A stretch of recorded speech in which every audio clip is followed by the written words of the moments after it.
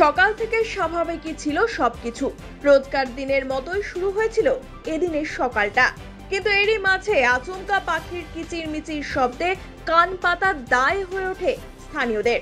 রীতিমতো ভয়ে চারিদিক ছোটাছুটি করতে থাকে পাখির দল। তা দেখে স্থানীয়দের সন্দেহ হয়। স্থানীয়রা জঙ্গলে গিয়ে দেখতে পান একটি বিশালাকার পাইথনকে। সেই বিশালাকার পাইথনকে বাঁশ গাছের মগডালে পেঁচিয়ে থাকতে দেখা যায়।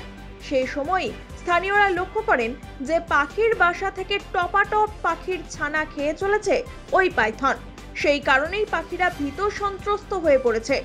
এই ঘটনা দেখা মাত্রই তড়িঘড়ি স্থানীয়দের খবর দেন প্রত্যক্ষদর্শীরা। এরপর গ্রামবাসীরা খবর দেন গ্রিন জলপাইগুড়ি স্বেচ্ছাসেবী সংগঠনে। সংগঠনের সদস্যরা এসে সাপটিকে উদ্ধার করায় পাখিরা ভয়মুক্ত হন স্থানীয়রাও। শনিবার জলপাইগুড়ি শহরের উপকণ্ঠে একটি বার্মিজ পাইথন উদ্ধার করে ওই স্বেচ্ছাসেবী সংগঠন।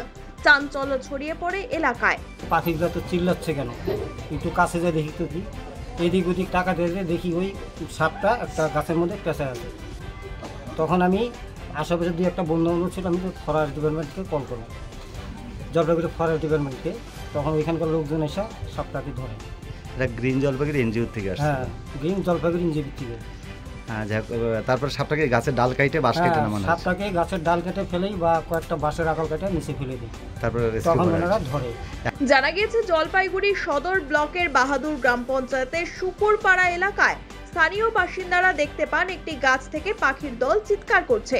কাছে গেলে তারা দেখেন একটি বিশাল সাইজের পাইথন সাপ গাছের মগডালে উঠেছে। সেখানে পাখির বাসায় থাকা ছানাগুলিকে এক এক করে গিলে খাচ্ছে, আর তা দেখেই পাখির দল চিৎকার করছে। এরপর গ্রামবাসীরা খবর দেন গ্রিন জলপাইগুড়ি স্বেচ্ছাসেবী সংগঠনে। সেখান থেকে দলবল নিয়ে ঘটনাস্থলে পৌঁছন সংগঠনের সম্পাদক অঙ্কুর দাস। সদর ব্লকের বাহাদুর গ্রাম পঞ্চায়েতের শুকুরপাড়া থেকে আমাদের কাছে ফোন আসে যে একটা অজগর সাপ গাছের ডালে বসে আছে এবং পাখি বাচ্চা খাচ্ছে।